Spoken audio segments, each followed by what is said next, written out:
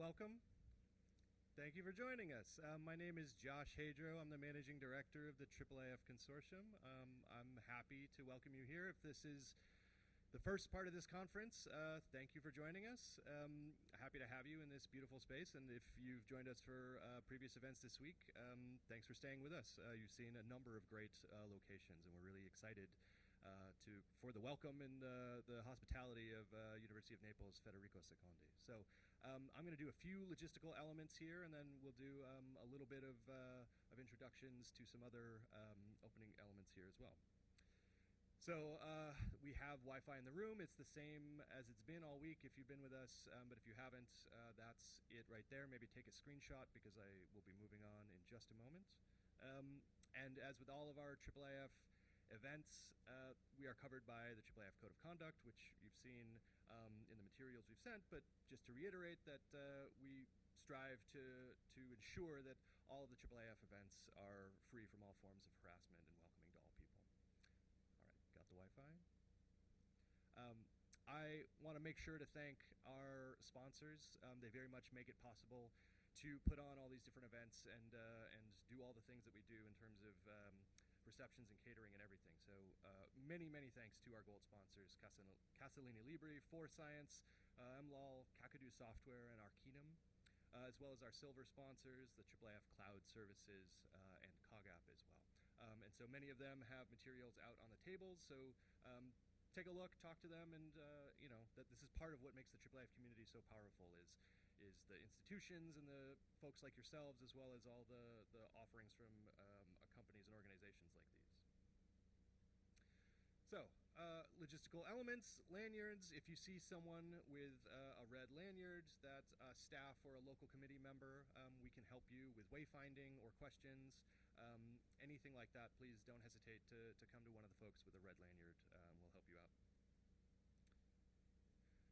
We do have time built in today for a number of Q&A elements. We have microphones over here. We do want you we're recording this, so partly for the recording, but also just for everybody to be able to hear. Please wait for the microphone. We'll have runners who will get them to you, and we'll make sure that you can ask the questions loudly so that we can all have equal participation. There are restrooms just basically behind out either door and to the sides. They're right behind this the screen, essentially. There are also restrooms on all the floors in this building. So again, if you have any questions about that or water fountains or anything, ask somebody with a red lanyard and we'll get you sorted. There are charging stations over here to my right. If you need to charge a device, there's plugs for phones and other ways to charge computers, so do feel free to use that. That's available for your use. It's why it's here. So we have tea and coffee breaks in the morning and the afternoon, as well as lunch. That'll be served because the weather is so beautiful and we've had no issues. We'll be serving that outside, so just outside the main entrance here, so down to the ground floor and out the main doors, and you'll see the tables set up there. We do have a special table set aside for folks who noted dietary restrictions.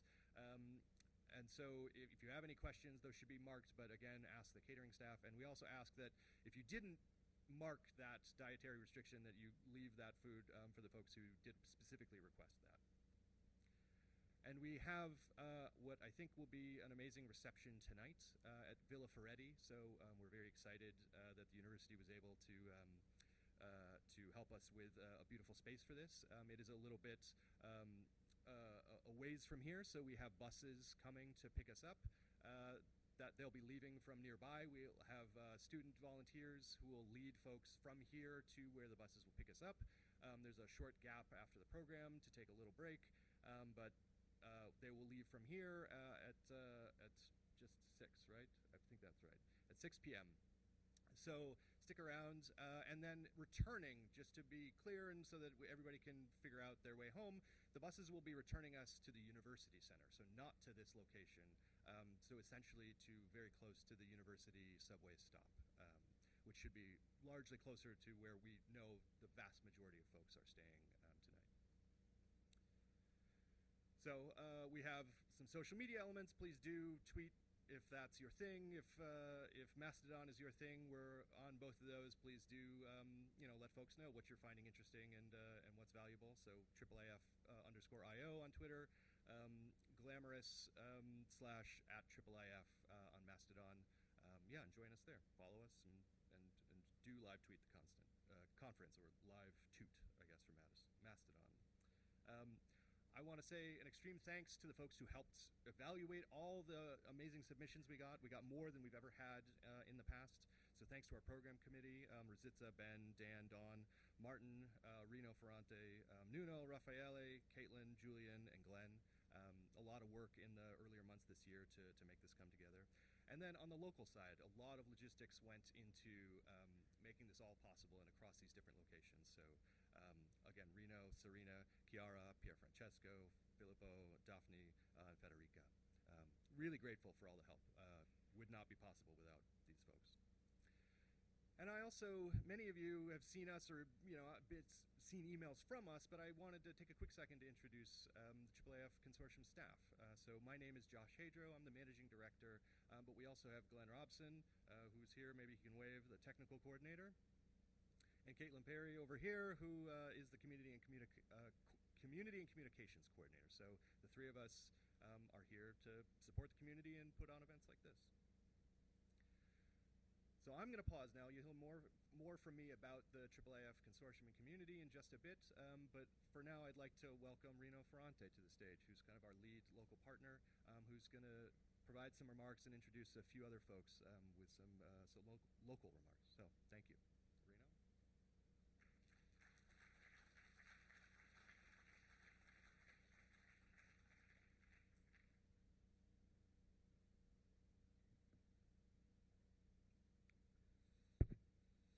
Buongiorno, benvenuti.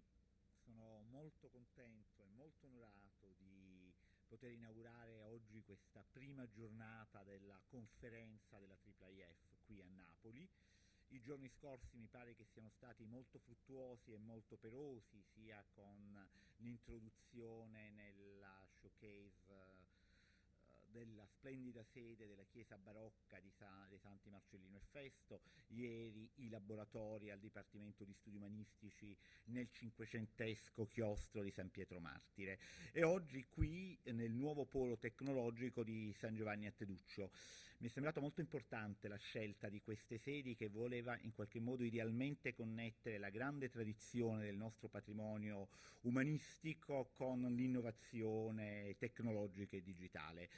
Come sapete, Napoli e la Campania in genere hanno un patrimonio culturale di inestimabile valore che riguarda, come dire, ambiti molto differenziati, insomma, dai notissimi Pompei, Ercolano, Stabia, al Museo Archeologico Nazionale, al Museo di Capodimonte, alle straordinari giacimenti, depositi librari che questa regione, questa città mette a disposizione. La Biblioteca Nazionale di Napoli, ricordo solo che nella Biblioteca Nazionale di Napoli c'è il più ricco patrimonio di incunaboli di tutta Italia, secondo soltanto a Città del Vaticano, ma che insomma Italia non è.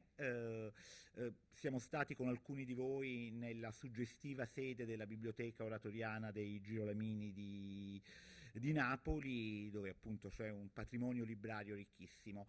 Ecco, questa tradizione così cospicua, a cui la Federico II, e porto anche i saluti del magnifico rettore, la Federico II sta dedicando molta attenzione sul piano, come ovvio, della ricerca, in un'ottica, come dire, di valorizzazione che non si limita soltanto alla conservazione, ma che attraverso la conservazione mira in qualche modo a rinnovare anche i paradigmi di interpretazione di questo patrimonio culturale, che vive soltanto nella costante reinterpretazione e analisi e ricerca nuova. Beh, direi questo patrimonio culturale straordinario si incontra, secondo me, oggi molto significativamente con l'innovazione tecnologica e in particolare con le soluzioni offerte dalla IIIF, perché questo incontro fecondo in realtà non soltanto garantirà naturalmente una più accurata preservazione di questo patrimonio culturale, ma, come mi era capitato di dire già nella chiesa di Santi Marcellino e Festo, lo sguardo, come dire, e la prospettiva dell'innovazione tecnologica, in particolare la IIIF, consentirà una migliore conoscenza di questo patrimonio culturale, una migliore diffusione, ma anche innoverà inevitabilmente i paradigmi tradizionali con i quali guardiamo questa tradizione.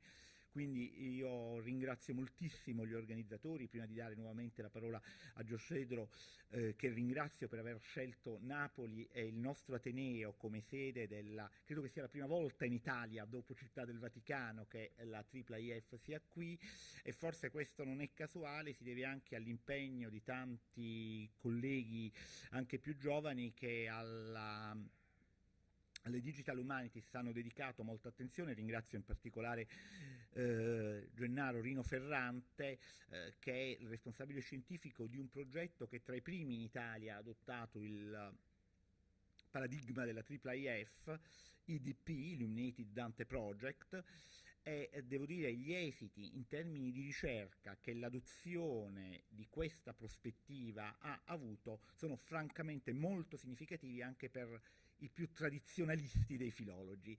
Quindi vi ringrazio, vi auguro buon lavoro, do la parola a Rino, benvenuti ancora a Napoli.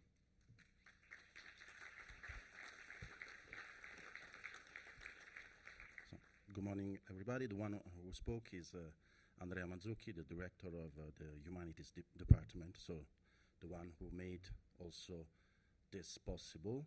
Thank you, Andrea. Just try to, as I did in the showcase, they try to resume the sense of his words. So, welcome to the first day of the IIIF Naples 2003 annual conference. The past few days have been truly intense and productive.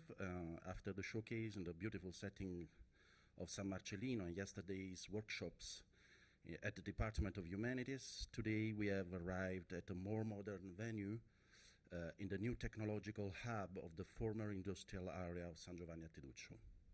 Before I hand over to Josh Hadro for an introduction on the current state of the IIIF, let me try to summarize in English the welcome words of Professor Andrea Mazzucchi, who conveys greetings from the university rector, Professor Matteo Lorito. The rector wanted to express to the IIIF community his strong interest in hosting such a significant event in Naples. The choice of venues was not accidental. It aimed to ideally connect the rich humanistic tradition of our university with the innovative drive of digital technologies represented by this campus. The presence of the IIIF community in Naples should mark the beginning of a dialogue on the prospects for digitally enhancing the incredible cultural and literary heritage of Naples, of the Naples area. Pompeii, Herculaneum, Stabie, the National Archaeological Museum, the National Library of Naples, the Historical Library of the Girolami, the Capodimonte Museum, and so on. These institutions all house invaluable treasures that the university is focusing on to achieve intelligent preservation, which involves research and valorization. Digital technologies, and specifically the world of IIIF, present an important opportunity in this direction. On behalf of the rector, I wish you a splendid start of to the conference. I take also this opportunity to announce the first two introductory speeches of the conference, which highlight the interest in the development of IIIF standards at a global and integrated level, encompassing both national and European perspectives. The first presentation will be given by Antonella Negri and Tiziana Mancinelli, officials from the Central Institute for the Digitization of Cultural Heritage of the Ministry for Culture. They will discuss the current status and future prospects of implementing IIIF technologies within the digital agenda of Italy's vast cultural heritage. The second speech, delivered by Emiliano Degl'Innocenti, the current national coordinator of major European research infrastructures, will outline the adoption of IIIF standards within the plan for aligning digital resources and services provided by these infrastructures. So good luck and have a successful start to the event. Thank you.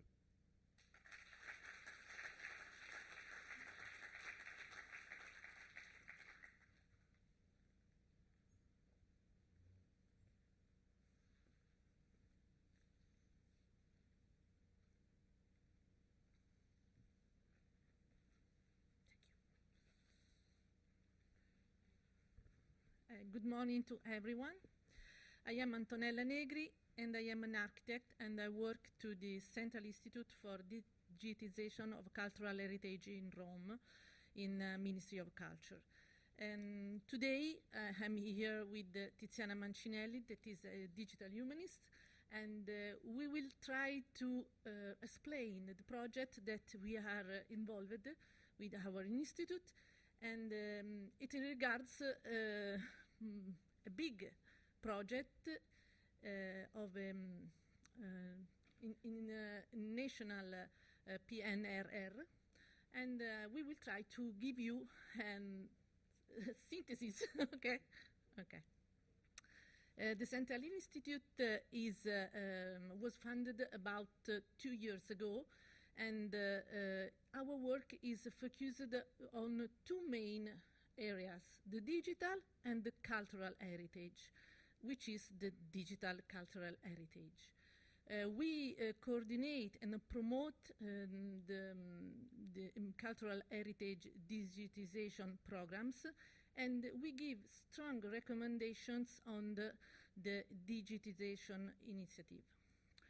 Our institute leads the digital work of the four affiliated institutes with a special autonomy, and the institute are the Istituto Centrale per gli Archivi, Istituto Centrale per i Beni Sonori Audiovisivi, Istituto Centrale per il Catalogo e la Documentazione, Istituto Centrale per il Catalogo Unico delle Biblioteche Italiane. These four institutes are the main owner of the data about cultural heritage. So our project will be mainly the realization of an ecosystem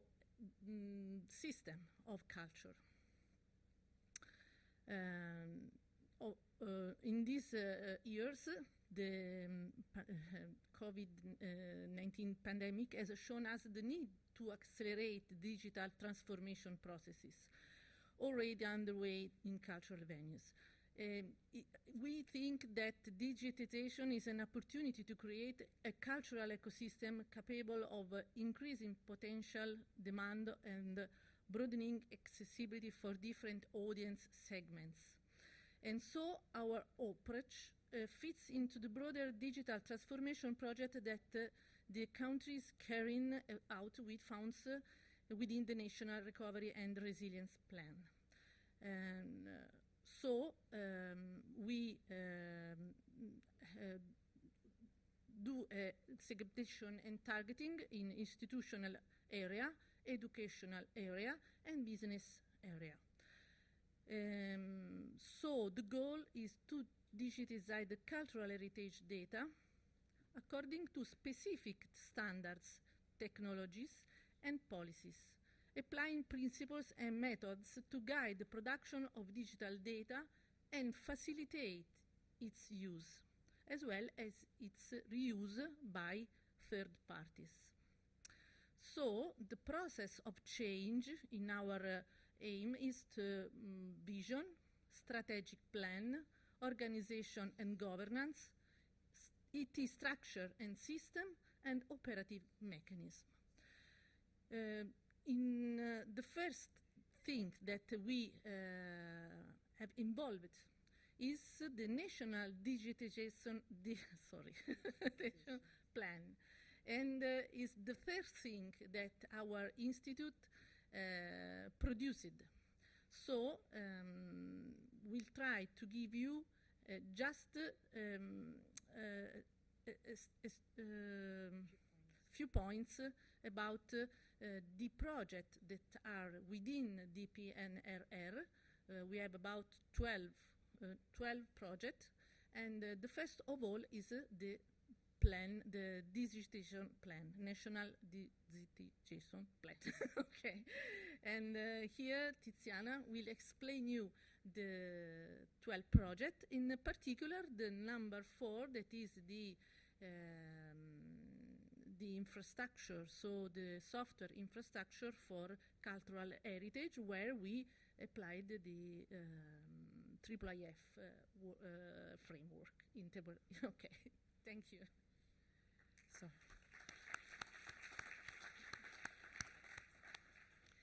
So what is the digitization plan that she was talking about?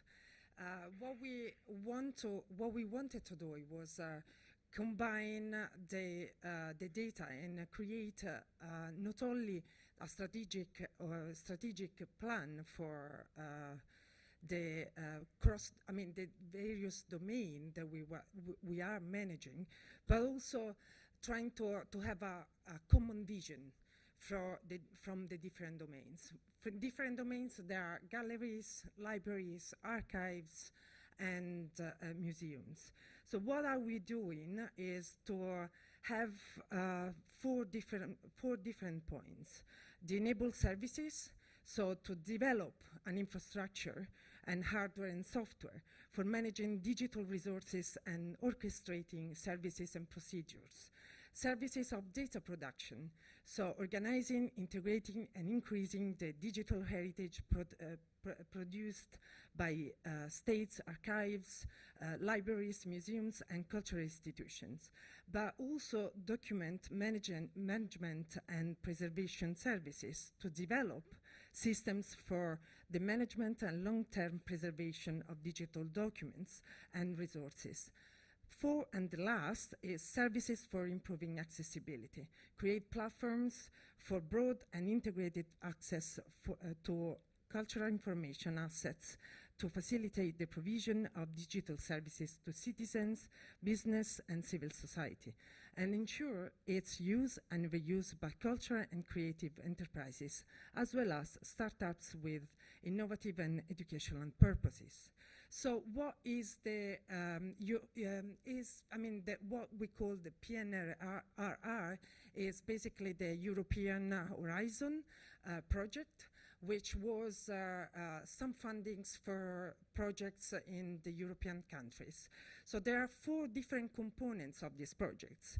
The first one is a document, a plan for digitization of the entire cultural heritage, which was actually the first time in Italy there was a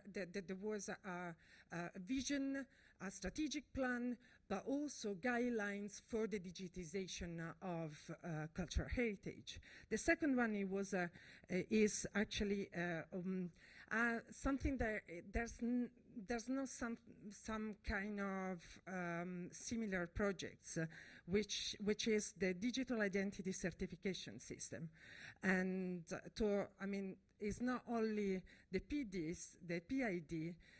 That we can think with the link open data, but also trying to create an identity of a digital object, cultural heritage objects. So the third one is a cloud infrastructure.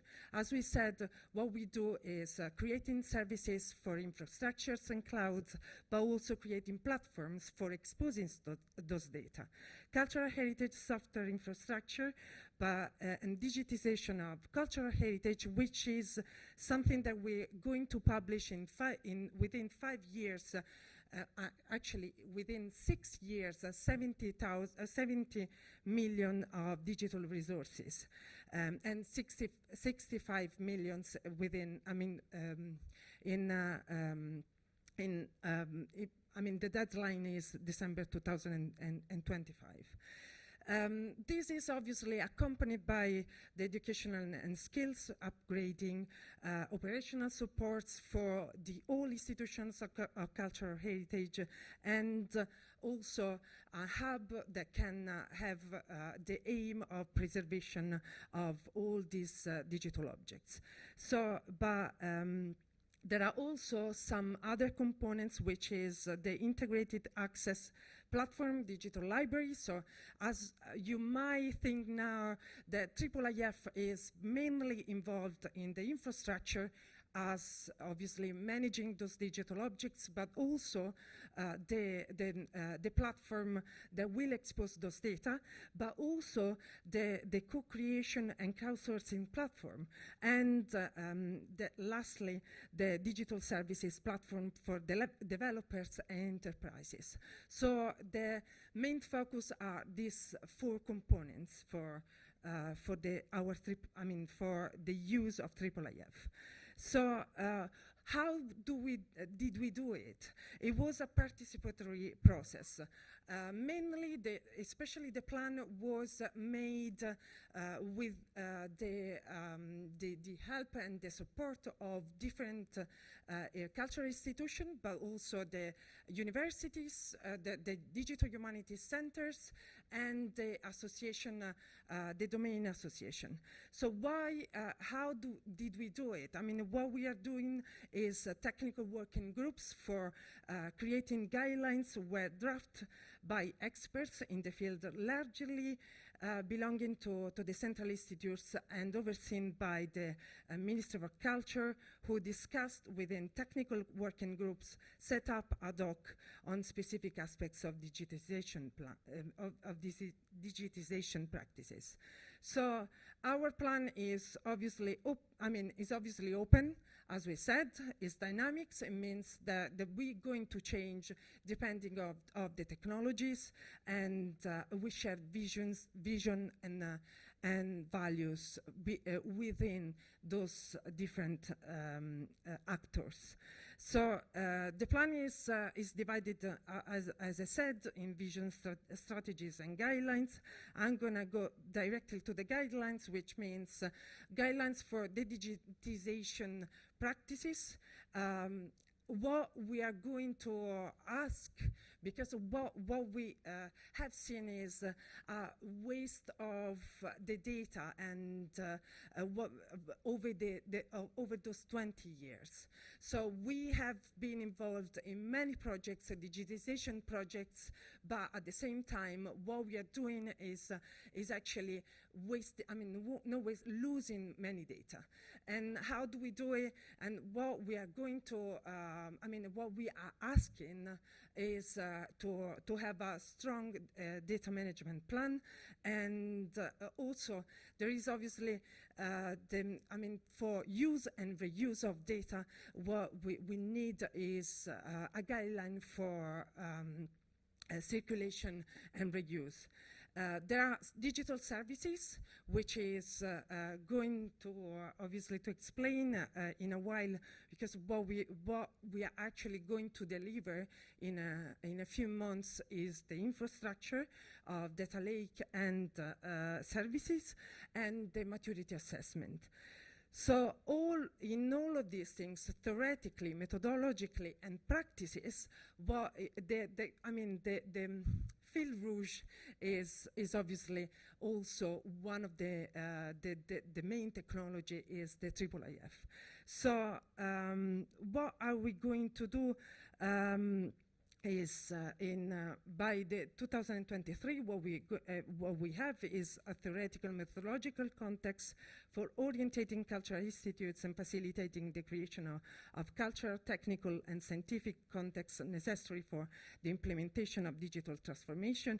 And for the rest, until 2026, we are going to update the plan and will consolidate the line of operational actions. So let's go directly, because I think we're going to have little time to explain what is mainly the software infrastructure for cultural heritage. So produce, use, and reuse. And I think that, the community of IIIF can actually help us to understand a little bit better this project. And software infrastructure for cultural heritage means objectives to guarantee the services for the harvesting, organization, modeling, indexing, and sharing of the digital objects of the cultural heritage. This will be archived with a complex of architecture services, cloud by default, that will enable a wide range of users to create, gather, and use and reuse the information. How do we do it?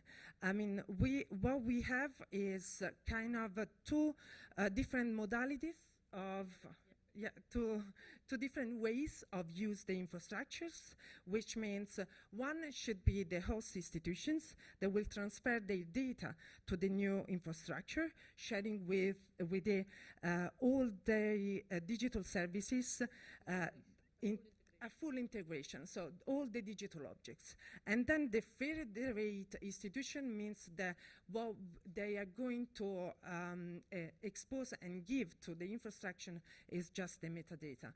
And obviously, in this case, what we are going to have is the main point is having within the manifest all the layers of metadata exposed. So in order to have also a way of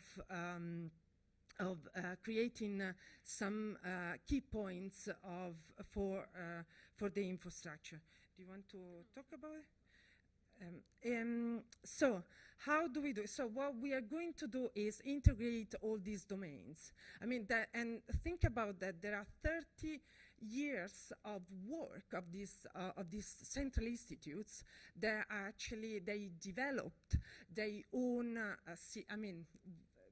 Probably their own silos of their own metadata, and what we are going to do is creating a bridge from all from all these catalogs, and trying to create a layer of services that can integrate and give some solutions for relations of digital objects from different domains. So the four main services are the digital assets, content management and processing, which means DAM functions, which means multimedia collections functions, content processing, advanced content processing, and media player, media streaming server. Because think also that what we are going to have is not only the integration of digital objects as images, but also a variety of formats, of digital objects. And the platform as a service, data fabric, which means machine learning models, intelligent workflow, data product, and BI view and reporting. And in this case, probably what we can actually ask to the community is actually how to integrate services of artificial intelligence with the API, which means also the API search and other APIs that we can use for this particular project. This particular project would involve almost the entire cultural heritage projects in Italy. Domain knowledge graphs. Obviously, the link open data, but also the models, the conceptual models will be involved in these infrastructures in order to search data recovery, modeling data, write data and notification, and cross-domain knowledge graphs, which is probably the main point that I would love to discuss with some of you, because probably is also the main point of these projects, and also the main vision or an important vision that we can have in the future. In order to cross the domain and to go beyond the silos. So, do you want? As you want. You can show the digital ecosystem. This is the digital ecosystem. I need to drink a little bit of water. Okay. And so in this slide, we show you the digital ecosystem of culture. So at the center, there is the ESPC, so the infrastructure, and on each side, there is the bibliographic domain, arts domain, and archives domain. So IIIF is one of these components, is a very fundamental component, and the framework will be used to have one of the elaboration on our digital assets. And in the catalog that is here, you can have all the services that we are be able to expose, and for each domain we will have the relative icons that demonstrate the services in each domain.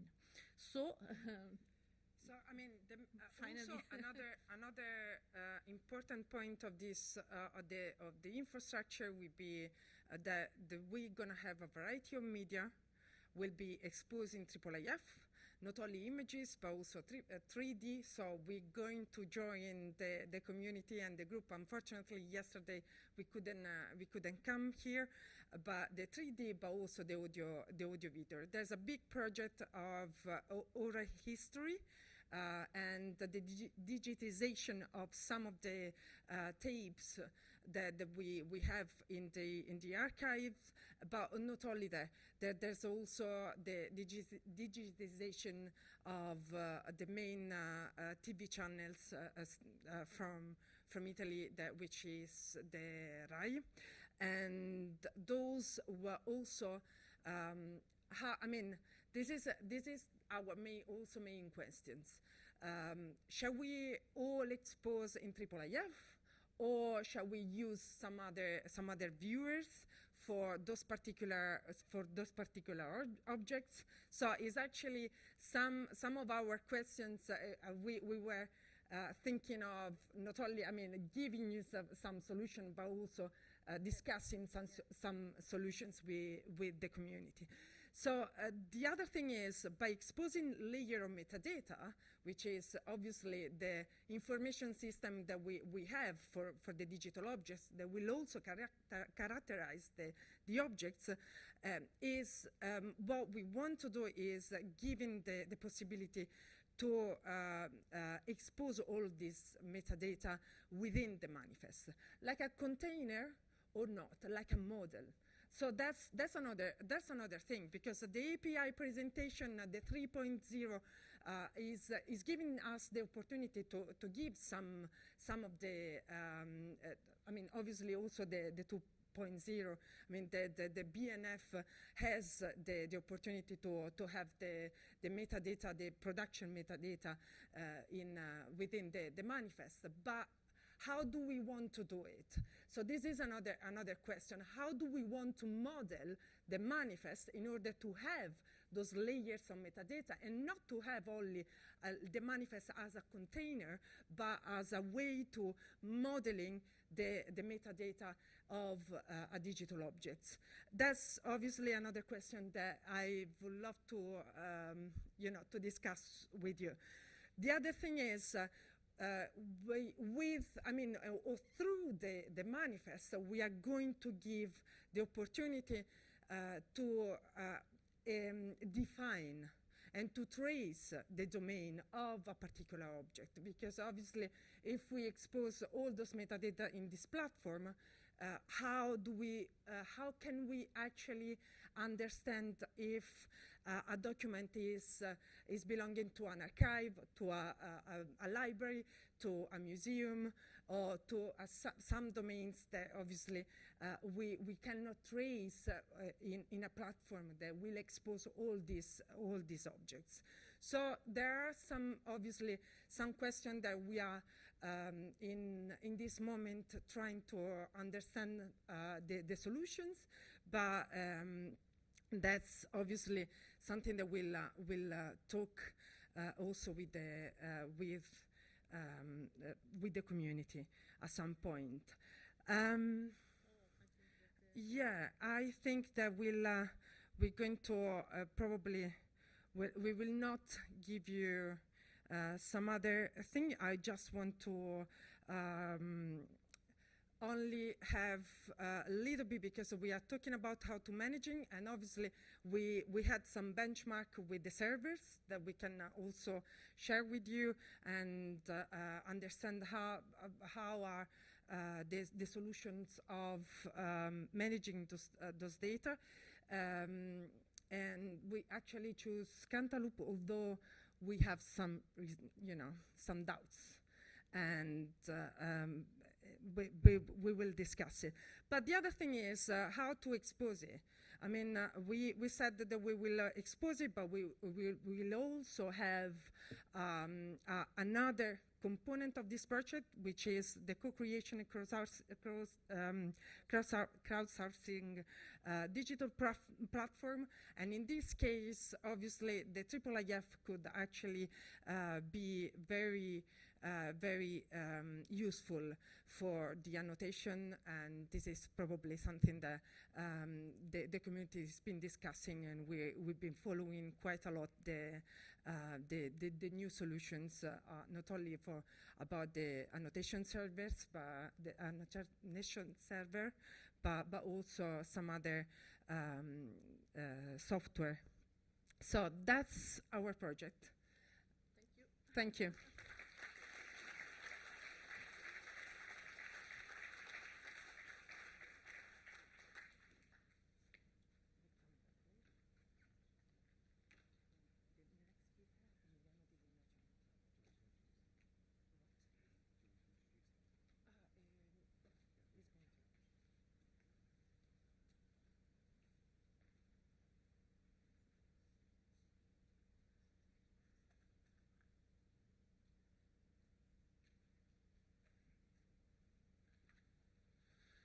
So Emiliano Degl'Innocenti now is introducing the vision, the IIIF vision in the European infrastructural research infrastructures. Please, Emiliano.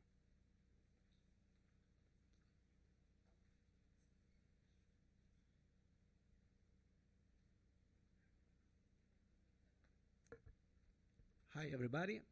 Thanks to Gennaro, Rino Ferrante, to Andrea Mazzucchi, and all the organizers of this beautiful event for inviting me to present this project, which is called, as you can see, Humanities and Cultural Heritage Italian Open Science Cloud. But first of all, I would like to have a feedback from you. How many of you are aware of what an ERIC is in this room?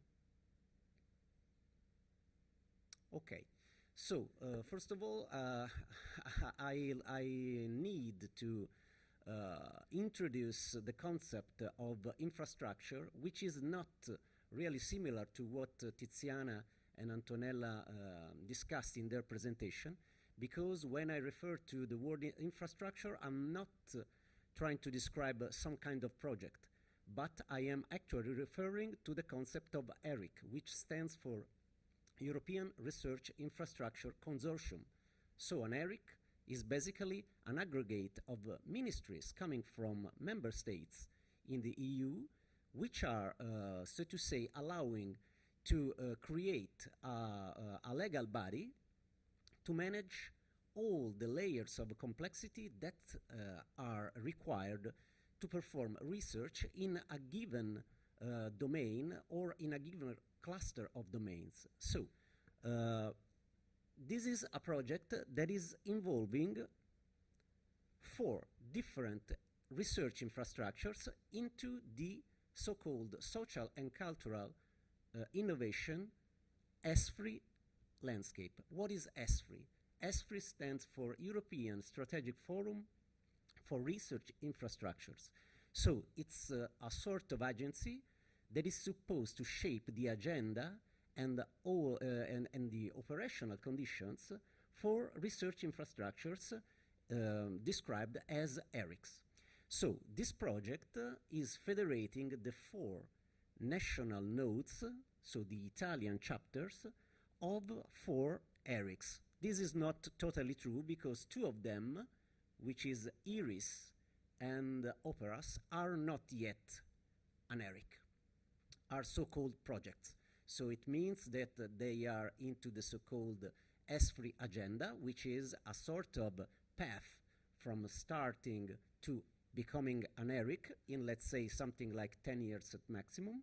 So the 2 projects are Operas and IRIS, but Clarin and Daria are so-called landmarks, which means that they are established ERICs, and they are representing something, so to say, deeply rooted into the research communities of reference.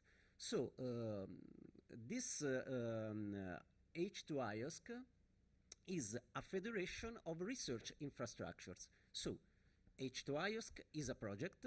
Daria, Clarin, Operas, and Iris are not projects, are legal entities that are supposed to last ideally forever, but since we are on Earth, probably it will last something like 20, 25 years or so by statute.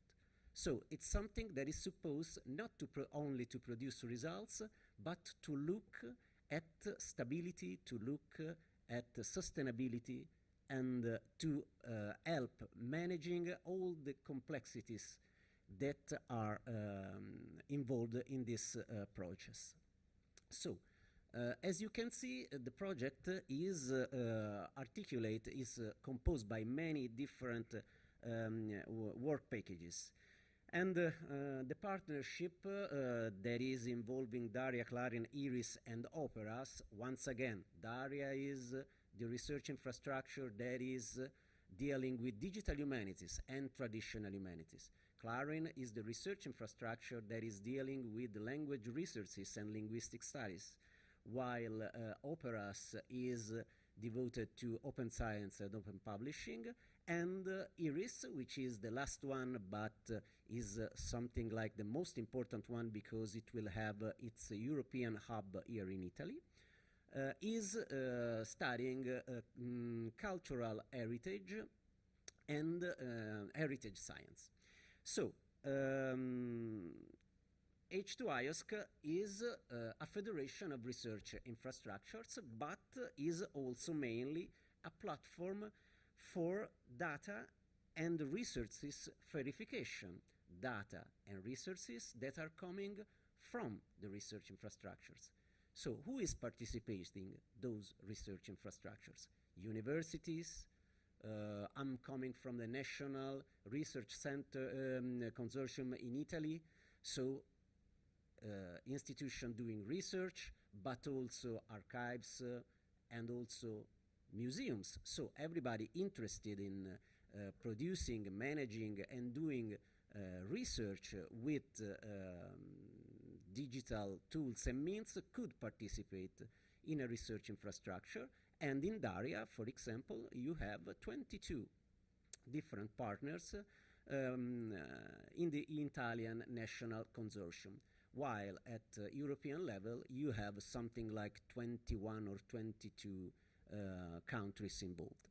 Okay, so H2IOSC is a platform for data and resources verification. That it means that all the resources that could be text structured or not structured, digital images, 2D, 3D, or beams, or any other kind of resource that is produced or managed by the infrastructure should be, first of all, described, then set as a priority for a given research infrastructure or community, and then evaluated in terms of technological maturity. At the end of this process, the research will become part of a verification pipeline that is happening within the project. And at the end, it will be available in the so-called marketplace, which is, as the name says, a sort of application that is able to provide discoverability for all the resources that are within the project. From this marketplace, one could easily access with different kind of authentications and with the different levels of accessibility to the services, tools, and datasets that are gathered, managed, collected, and used by the project. So, the first interesting thing is that we are not trying to do verification or to support interoperability or to do our business on a project-wide level, but we are trying to scale up to the level of 4 different research infrastructures dealing with a vast number of different disciplines within humanities, linguistic studies, heritage science, and so on. So if trying to provide interoperability, so to provide verification of resources for one project is something really challenging, I imagine that doing so encompassing 4 different research infrastructure could be something like suicidal. But we have a very, very big opportunity represented by the historical moment that we are living in, because first of all,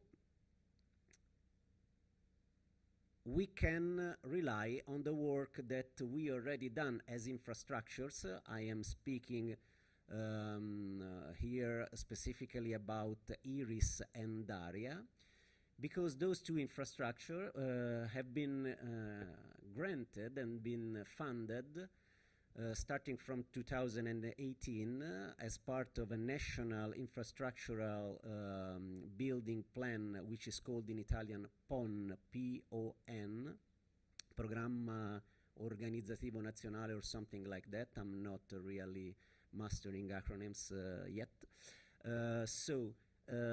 With those 2 projects, which are called Daria.it, with lack of fantasy, the name was my creature, and the other which is called Shine, which is the project funded with IRIS. So those 2 projects aimed to build the first layer of the ICT backbone needed in order to provide services, provide storage, so to say, give access to resources and tools, whatever you can imagine that community that is dealing to work with digital tools, methods, means, and resources needs to have. So in this first phase, Daria built 6 data centers across the country. The first one in Lecce, which is something like 6.5 million euros of funding, so it's quite big, and it hosts a number of different technologies to provide basic services for our users, including storage, normal and object one, then virtual machines, virtual desktop environments, services hosted on behalf of the community, and everything that is connected to the requests of our community of reference. So this is the first one and is about Daria. The second one, Shine, is about IRIS, so is dealing with the resources and the labs used by guys and girls doing research in heritage science, which is basically the tangible part of cultural heritage. So they built a network of labs hosting different platforms, fixed platforms like synchrotrons or something like that, mobile platforms like Raman spectrographers or other kinds of machineries of this kind, in order to do analysis and characterizations of materials of works of art. And then the Art Lab, which is the third platform, which is something like an archive of samples and documents documenting all the activities happening around the objects that have been studied or restored or something like that in museums, galleries, and other collections. And the last one, the fourth platform that was built with this project is the DigiLab, which is supposed to provide integration and also interoperability for those resources. So I said that this is a beautiful occasion because we are in a pretty unique historical moment. And this is the reason, because we could rely on the data centers, the laboratories, and the fundings that the Ministry for University and Research provided us with those PON projects.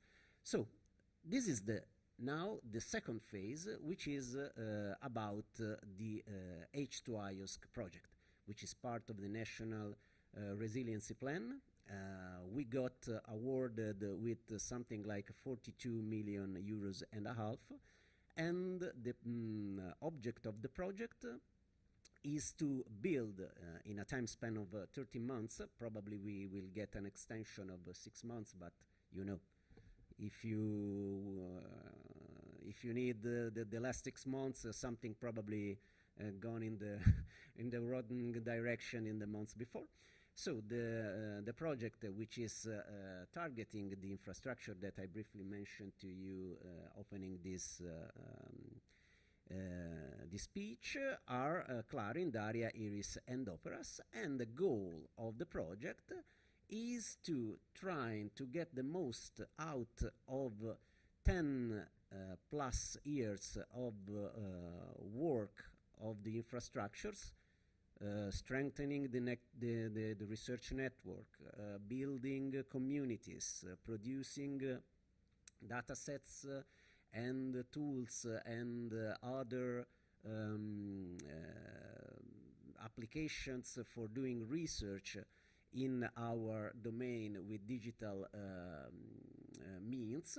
So everything connected to this kind of activity will be revised, will be described, will be prioritized, and will be gathered within the project, relying on this workflow, which is basically the structure of the project. That is starting from VP1, where communities and stakeholders are taking part in the discussion, and ending in VP8, where all the results of the project will be disseminated using different channels, different modalities, and targeting different user groups, ranging from researchers to citizen scientists or the general public. In between, you have all the important bits and pieces of this project that are basically the landscaping work package, which is VP2, where all the resources will be collected and described. The VP3, which will be evaluating the technology readiness level of those resources and will provide the necessary framework in order to bring all the resources, let's say, to the same threshold in order to then pass the work to VP4, which will be responsible. Here you will have more than 22 million euros devoted to extending the data center network of the infrastructures and to build new data centers that will be federated data centers, so not, so to say, only hosting the resources of one specific research infrastructure, but supposed to act as federated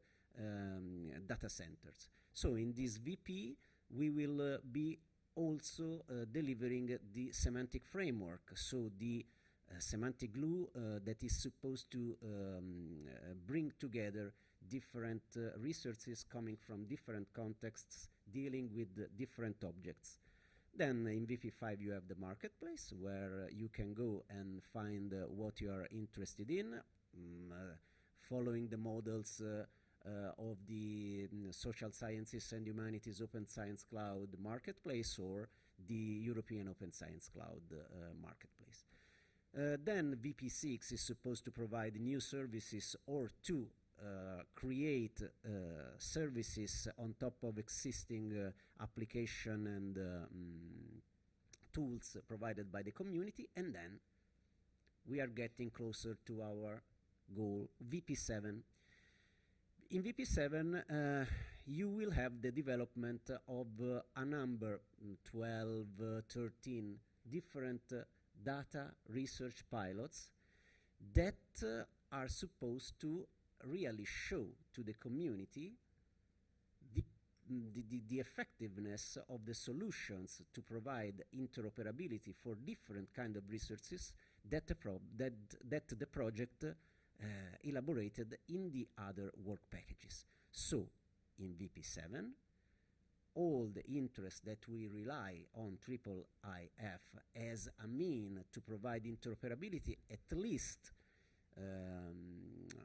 starting from repositories of images that could be dealing with digital manuscripts or 3D models of works of art. So the main interest relies in this work package, because there we will be able to evaluate the effectiveness of the technologies that we are going to select for a given purpose. So I will skip. This is a general presentation of the project that you are not probably so interested in.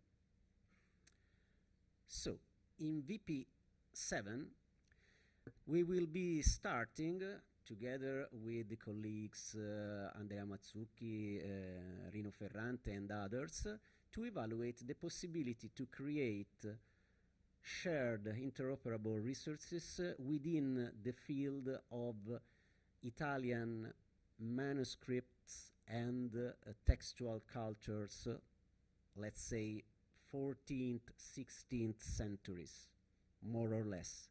So we plan to have an initial benchmark of our intentions, because we are still in our startup phase, and we are really interested to test IIIF, which is already something that is on our radar, let's say, since 2011, when we've met in Florence with Benjamin Albritton to evaluate the possibility to build something together.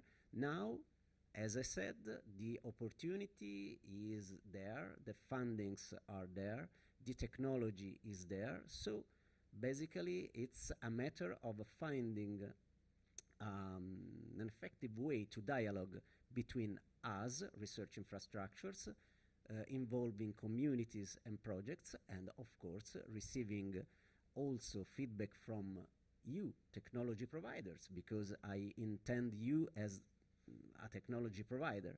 And so I feel that this is the most relevant occasion to present a project like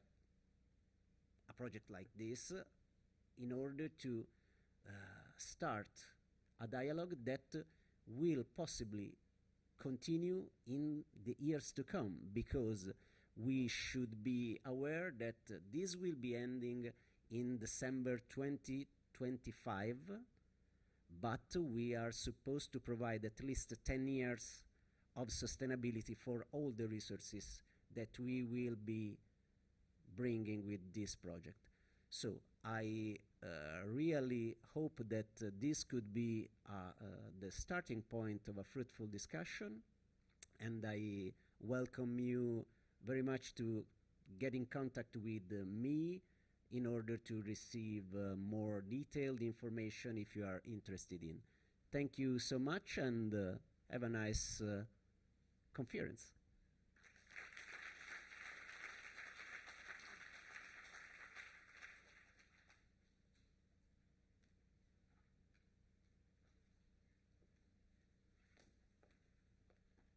Thank you so much for these introductory project descriptions. It's, I think, amazing to see this sense of ways that infrastructure can be such an integral part of how IIIF is useful at such a large scale. So we have a few minutes if there are any questions. Maybe we have about 5 minutes if there are any questions for these first presenters. We have some mics that we can run around with. Otherwise, as you both said, we are very eager to continue that dialogue and talk with you during the break, and others can join in. But any questions to start for these first few folks? Anyone want to break the ice here? We're going to do this all day, so get those questions ready. Yeah.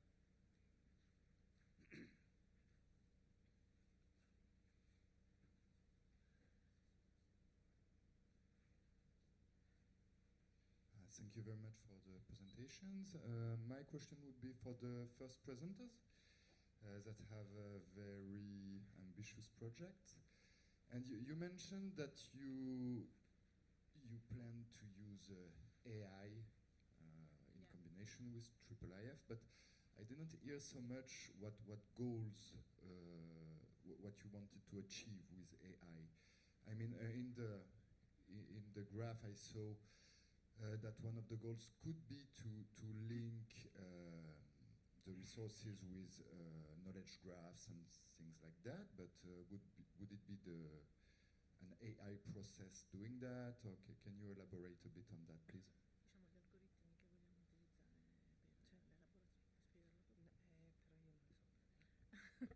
Okay, we would like to use the AI to improve a special algorithm to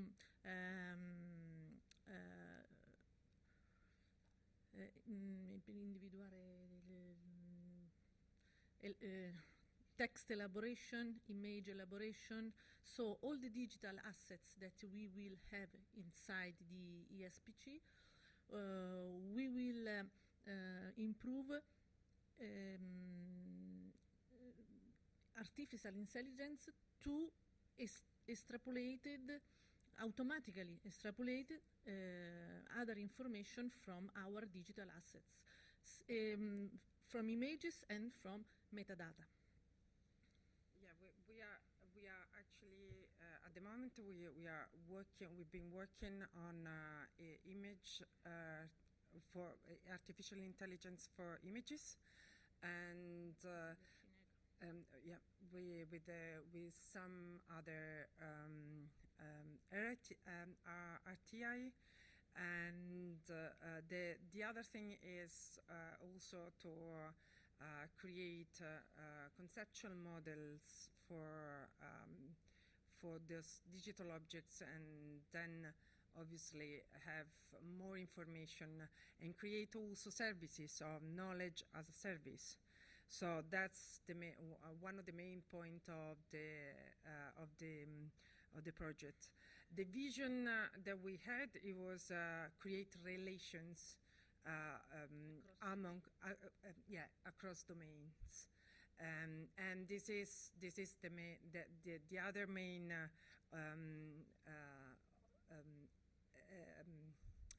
objective for the artificial intelligence. So that's the reason why we are now obviously working on this digital assets, but is at the beginning of what we want to do. So we have some of the ideas, and we are developing only some of we are developing some tools to do it, but it's not. Obviously, what we're going to do is a very big thing. And we hope that we're gonna do it. That's why when we were discussing the use of IIIF, we were also discussing how to do how to actually improve the API search with those tools. If we're going to work with the API search, or actually not using it at all, and just developing some tools for, besides the APIs of. So that's another, obviously another solutions, because we're gonna have obviously some of our developers working on these particular things. And at the moment is only the artificial intelligence. We've been trying to do some softwares only with the images detection.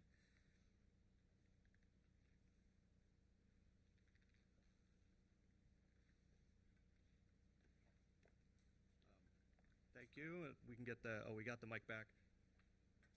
Just in the interest of time, I think we're going to move on to the next presentation, but hopefully, as I said, we can stay through the break and continue this conversation. And I think that's just the beginning of a number of sort of large-scale and national efforts that we'll see. And so that is the purpose of this conference, is to bring these threads together. Okay. So,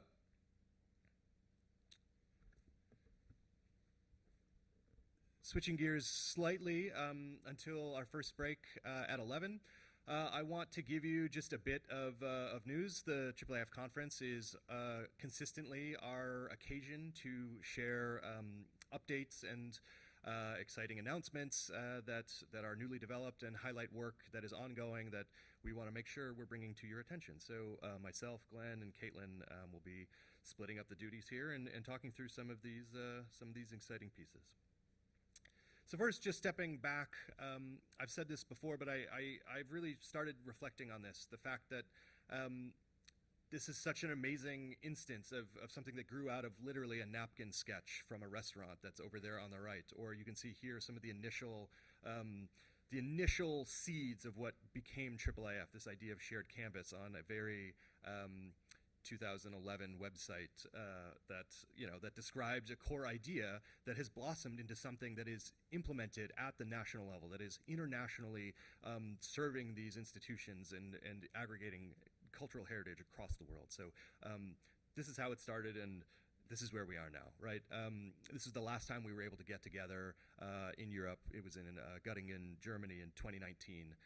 So just a beautiful reflection of the community that made this possible, and then has, right, for every person that's represented in this image or in this room, there are hundreds, if not thousands of others who are using IIIF out in the world.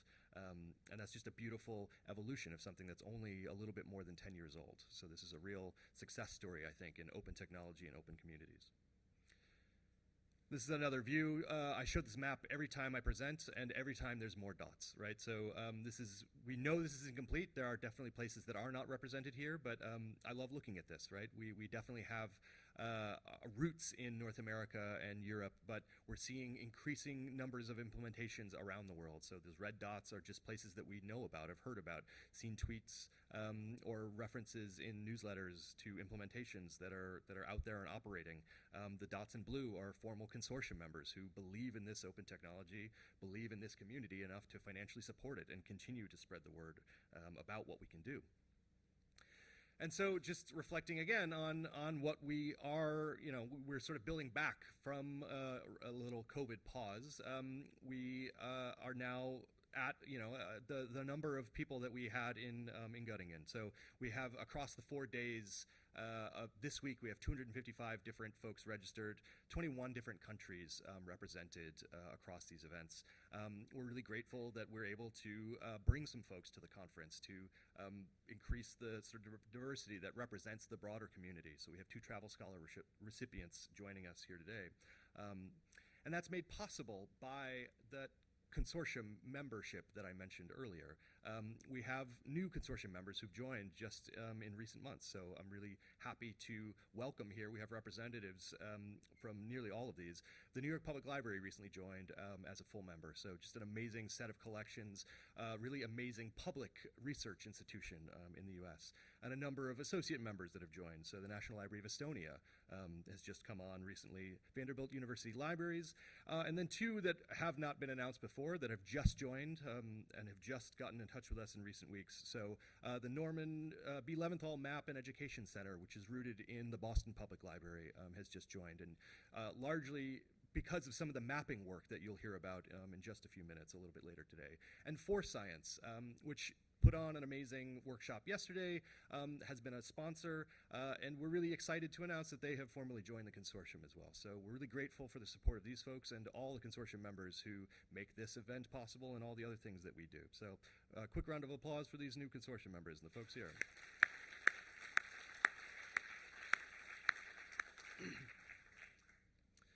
So with that, I I urge you to, if you're in this room, you already see the value, right? You know that IIIF is making things possible and is reducing costs for you and is making new types of presentation possible for you. I really urge you to talk to us about joining the consortium. There are all sorts of benefits that we can work with you and help you make connections that will improve your collections, will improve the use cases for your end users. Come talk to us. It really makes it possible to do not just events, but training opportunities, and helps us build a stronger global base of IIIF implementations, which then increase the sustainability, right, of this community. We've been around for 12 years, and we'll be around for dozens more with the support of consortium members like the ones in this room. And a few folks, I'll put here, we have a button on our website. We already know, I've already talked to a few folks just at this conference, so get in touch, and we'll be hopefully announcing you folks at the next set of events that we have. So come talk to anybody on the staff, and we'll get you started. So a few notes on, one of the governance mechanisms of the consortium is called the Executive Committee, and it helps guide some of the strategic elements and planning that we do. And there's a particular strategic planning framework that has been developed recently, and we're here to give a few updates on this. But I will point down at the bottom here, on June 28th, so we can have a fuller discussion and fuller set of updates on this. We'll be doing a community call about all of these pieces that I'll talk about in just a moment. So this was something that was initiated to basically update some of the strategic planning elements. We had a document that described next steps for the consortium that described what we would do through 21, 22. So this is sort of the next step of where we want to put key emphasis for consortium planning and funding. So we narrowed this down after a number of discussions in 2022, narrowed it down to 4 key initiatives, 4 key areas that I'll describe in just a minute. And this is very actively worked on by the membership of the Executive Committee. And it's not just individuals. We have a number of contributors at these institutions on the Executive Committee who are working on these subgroups, and they're meeting every month. They're putting in hours to make these things work.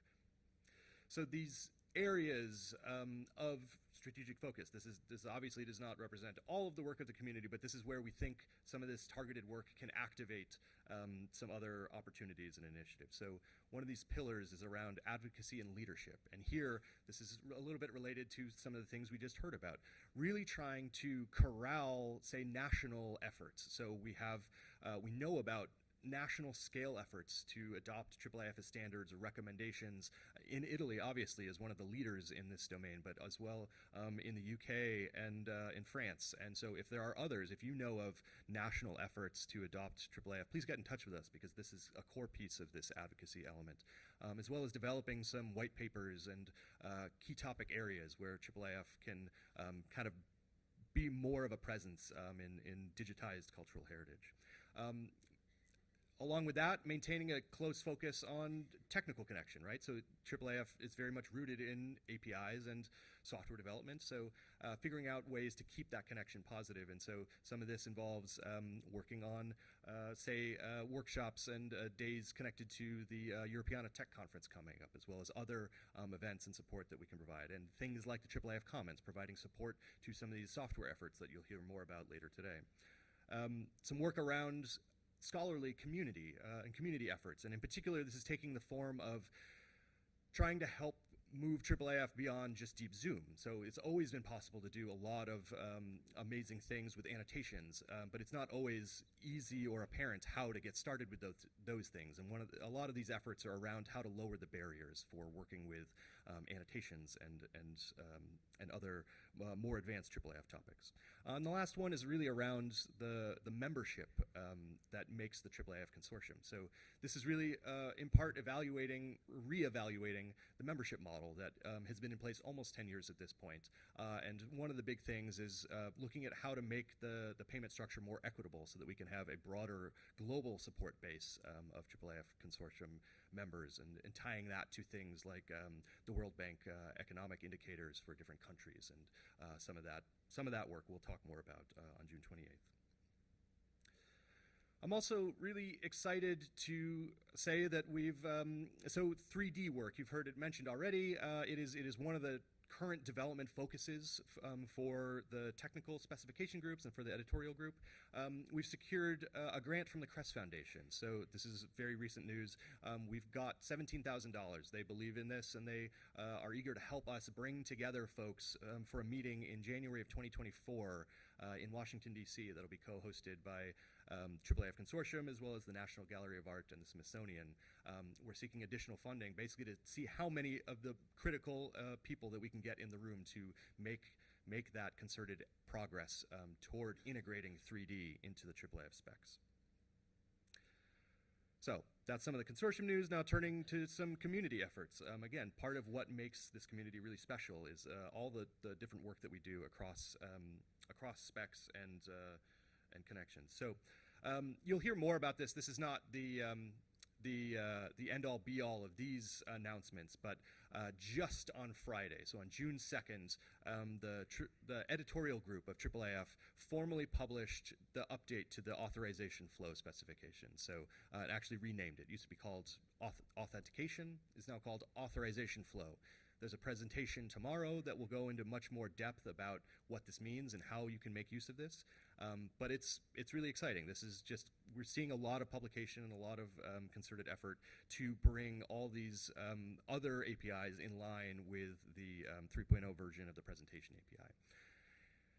And another piece that you'll hear about in just a little bit after the break is the georeferencing extension, which was just published about 2 weeks ago. So in mid-May, the georeferencing extension was published, which it basically enables the ability to overlay IIIF images over historical maps and using control points. And you'll hear more details about how this works.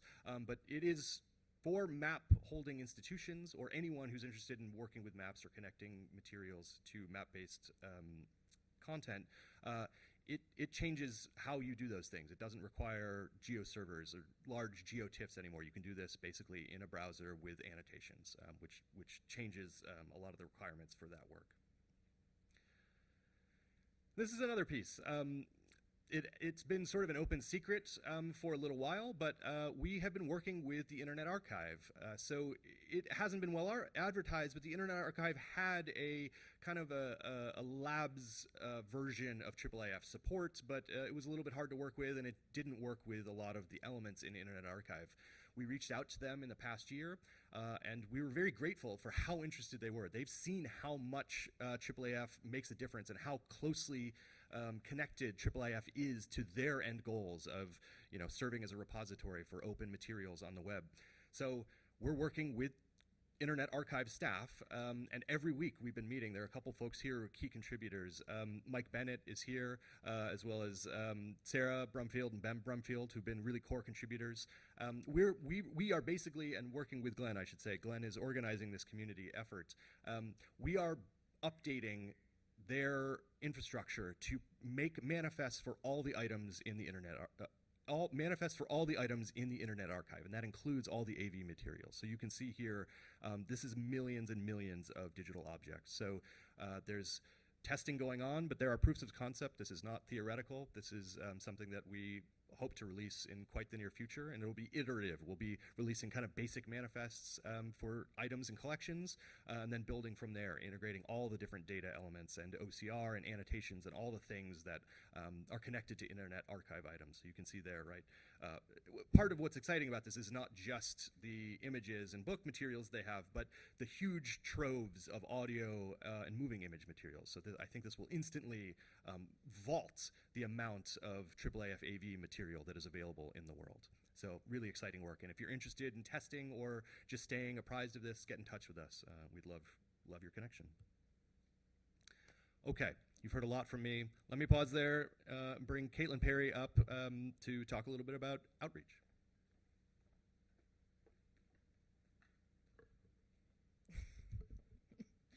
Thanks all. Get this good. Okay. So over the last 6 months, a lot of our outreach work has been reworking, redesigning, and restarting some of our existing initiatives. So things like getting our newsletter redesigned and back on a 10 times a year publication schedule. But also, we have been working on a whole lot of new projects, resources, and initiatives, and I'm just going to go through a few of those right now. So the first of those is new outreach materials that will be for the community to use. So this is things like slide decks, templates, guides that will serve as a resource for community members to be ambassadors to IIIF in their networks and communities. And I'll show you a few of the things that we have planned there in a bit. The other is some planned community work to improve and update resources. So there's 3 of us on staff, and it is just impossible for us to know all of the things that people are doing with IIIF.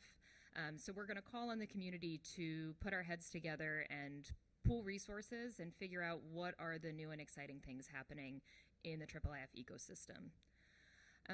And also some new and expanded community events. So community calls, we have some new plans there and some things that we're going to try out using that time where we meet together as a group, and also exploring some new training opportunities. So we've had monthly trainings that happen that Glen is doing heroically, but we are looking to expand those. So into some things like localized trainings in different countries that could happen in person, trainings in different languages, and also perhaps some training that involves some more advanced or specified IIIF work. So I touched on community resources, and the first of those that we have started publishing and that are going to start coming down the pike are these IIIF guides. The guides are a resource that are available to the community to use, and what they are is 4- and 5-page documents that very explicitly outline the benefits of IIIF to specific audiences. So we've released IIIF for CIOs, which has proved to be a valuable resource. And then hopefully in a week or 2 after this conference, we'll have IIIF for museums ready for prime time. They're PDFs. They're available for anyone to access to show to the people you need to convince about why IIIF is important. And some guides that we have planned involve IIIF for researchers, IIIF for archives, for funders, and for deans. So if you have another audience that you think needs to know about IIIF and you'd like a 4- to 5-page guide to help convince them, let me know, and those are things that we can put on the publication schedule. Also, community calls. So we have had community calls as part of the IIIF community for a long time, and we've had a very robust and varied set of community calls over the last 6 months. So those include the intersection of IIIF and ARCs, MADOC and crowdsourcing, TROPI, and then we also had a very special pre-conference community call, IIIF platform for Italian GLAMs. Josh touched on the June community call, which will involve updates on our strategic framework, and we also have one planned for Booksnake, which is a really interesting augmented reality digital humanities project. But one thing we're planning that is a little different is a IIIF Awesome Sprint. So instead of a community call where you come and someone talks to you, we're planning a collaborative work session. So the IIIF Awesome list exists on GitHub, but it's a little outdated. So we're looking out for community members to come together, help us remove dead links, update links, and let us know what are the new and interesting implementations that need to be added to this resource. And we think that's going to uncover some pretty cool things. So after we do that, we're going to plan a demo day with the new IIIF implementations and projects that are worth knowing. And we'll do those kind of like lightning talks. So 1 hour and as many projects as we can fit in there. Okay. And with that, I'm going to hand it over to Glen Robson to talk about some technical developments.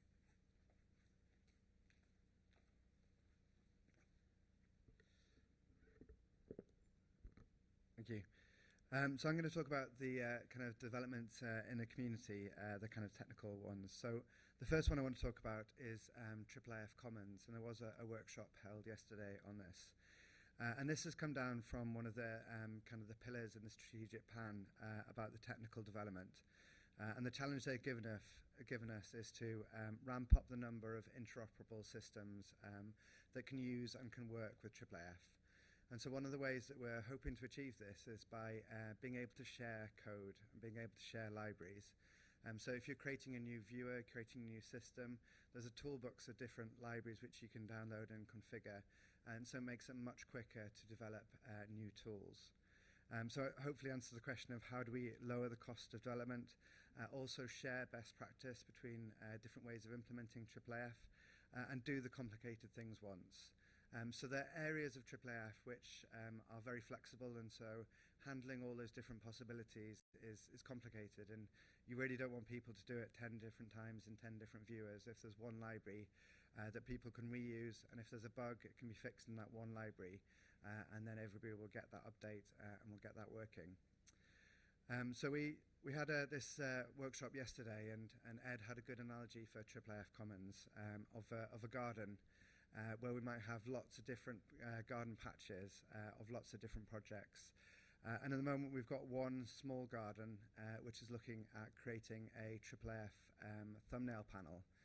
But the idea is that we might have many different gardens. So through these presentations, through the week, if there's different kind of libraries, tools that you think would be useful to have, and particularly if you're interested in working in them, come and contact me and I'll see if we can kind of get together a group of people to start working on it.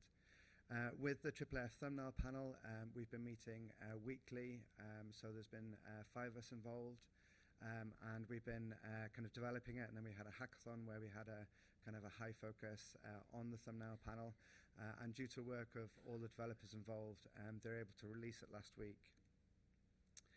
So there's a link to the GitHub page at the bottom, but it's basically a thumbnail panel which can be embedded in any of the existing viewers. But also if you're creating just a standalone website, you can also embed this thumbnail component in your website and get all of the functionality.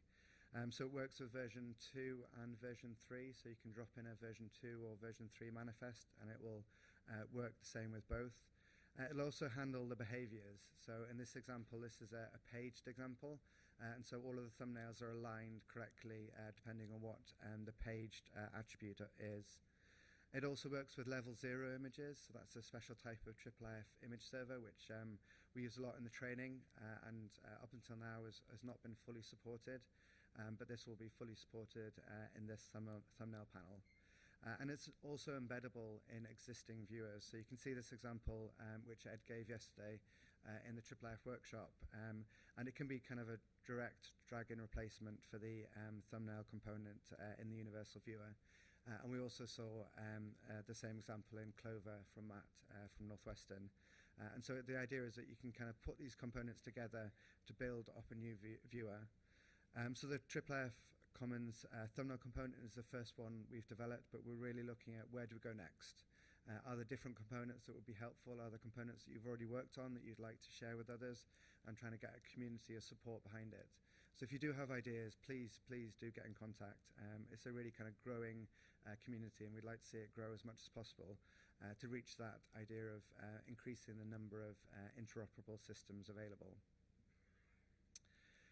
Another community initiative that's been going for a number of years now is the IIIF Cookbook, and this has been a huge success thanks to all of the work of the community members involved.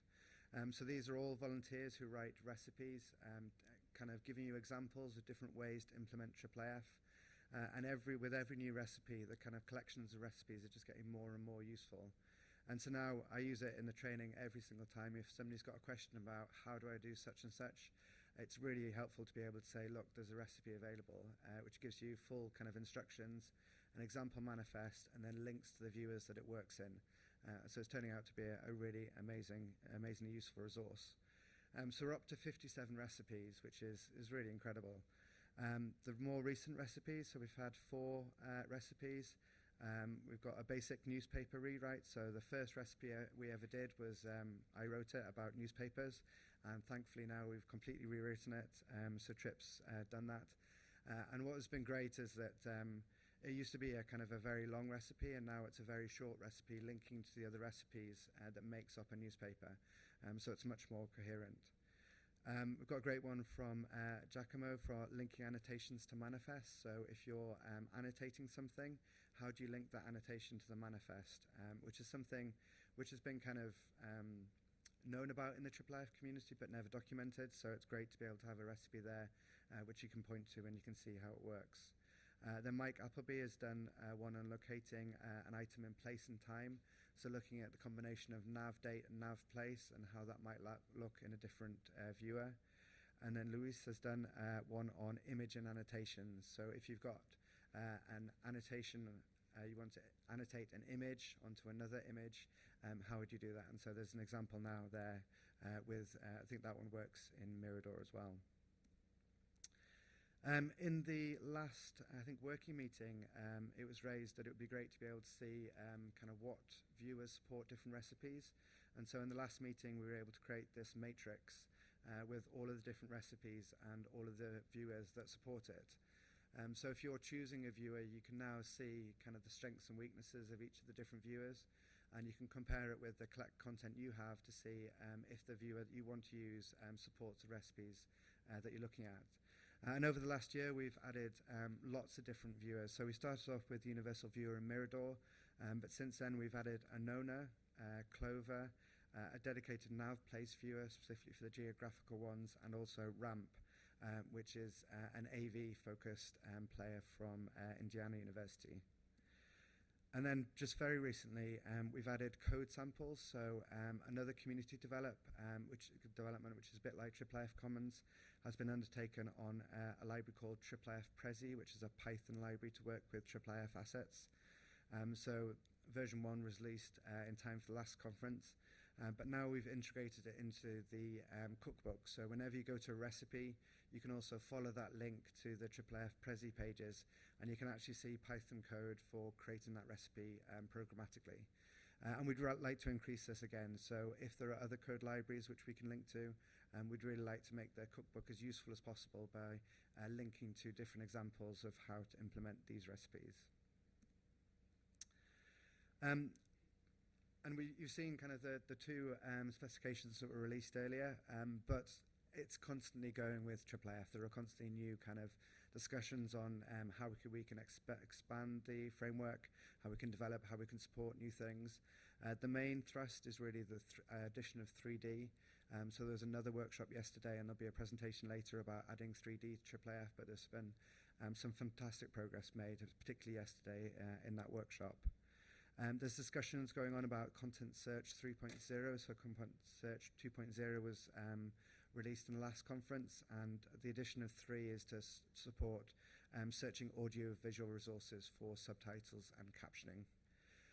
Authentication, so there's ongoing discussions about how we extend authentication, potentially into protecting manifests and annotations, and that might result in a version 3 or it might be an extension, but they're still continuing. And also there are chances of more kind of technical groups, TSGs, but starting. There's a conversation in the next presentation about RTI, and there's also some discussions about motivations in the AV channel. And so the IIIF kind of specifications are constantly evolving, so do kind of log onto the Slack to find out what's happening.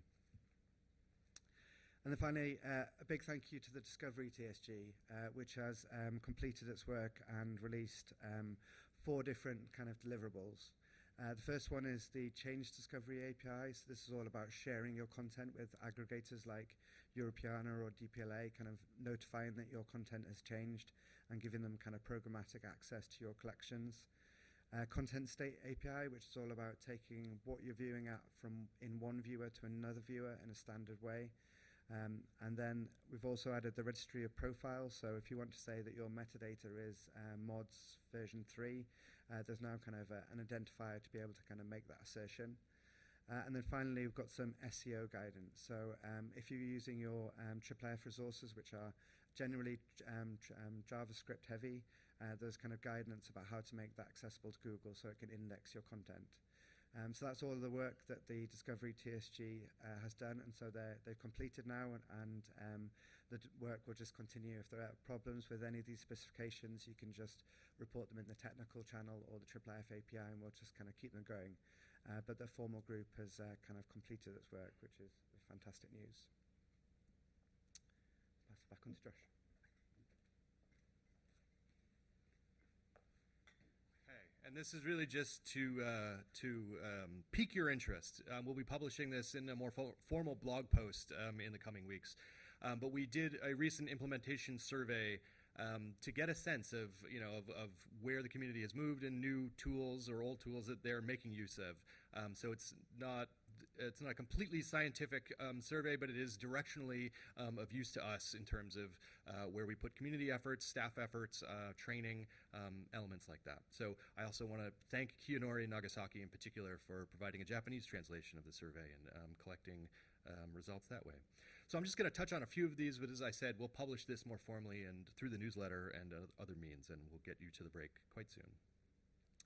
So one of the most fascinating pieces is we asked people what size of collections they're working with, and IIIF very much started at large-scale institutions that had, tens of thousands, hundreds of thousands of items, and we've really seen a shift toward, they're not completely equal, but it is fascinating to me how much more equal these pieces of the wedges are. So institutions that are offering just a few hundred or a few thousand images in IIIF, as well as a number of institutions that are offering more than 5 million objects there. So really fascinating sort of growth across the whole spectrum there.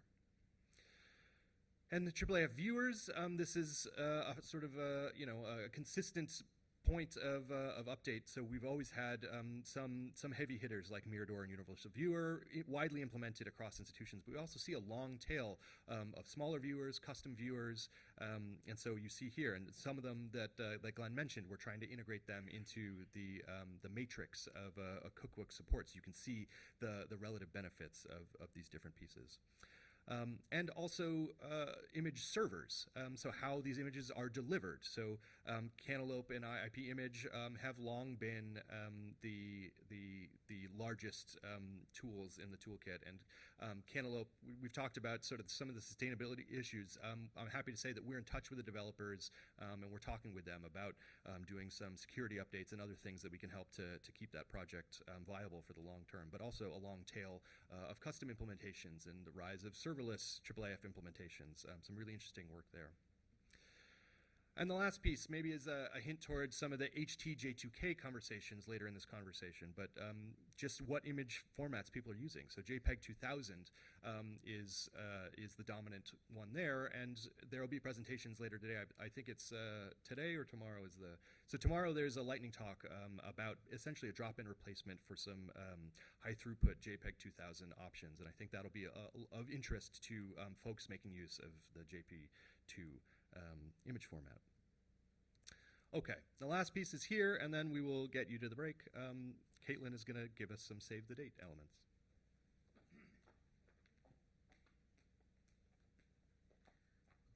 Okay, so we're only 2 hours into conference day 1, and it is time to tell you about the next time that we're all getting together. So December 5th through 7th will be our online meeting. It's a counterpart to the in-person annual conference, and similar to this, it is an event that is meant both to introduce newcomers and to provide a forum for discussion and dissemination for the people who are already deeply involved in the IIIF community. So put that on your calendar. And then we are very excited to announce that the next time we will all be together again will be in Los Angeles, California. So save the date, June 11th through 14th. The 2024 IIIF Annual Conference will be in LA, hosted jointly by the J. Paul Getty Institute, the University of California, Los Angeles, and the IIIF Consortium. So we hope to see you there, and we hope we have equally good weather as we have had in Naples. With that, I think we can, well, I should tell you all to get involved, any more involved than you already are being here. As always, any of the calls, like the June 28th community call that we pitched, you can get information to join that on the IIIF website on our community calendar, and any community calls that you are interested in. Additionally, I talked about the newsletter. We put a lot of work into it, and we're very proud of it, and it only comes once a month, so we won't spam you. If you'd like to join that, you can sign up at IIIF.io/newsletter. And then also the Slack, so there's lots of action going on in there, discussions about the conference, but it's also a great place if you just have questions or you want to chat. There's a really vibrant and excited community of IIIF practitioners and newcomers and staff and governance all in there together. And with that, I will let you go to the break. So if you have any questions, our speakers from this morning are here in the front, and please do visit our sponsors who are over here to my left, your right. And we will all meet back at 11:30. Thanks.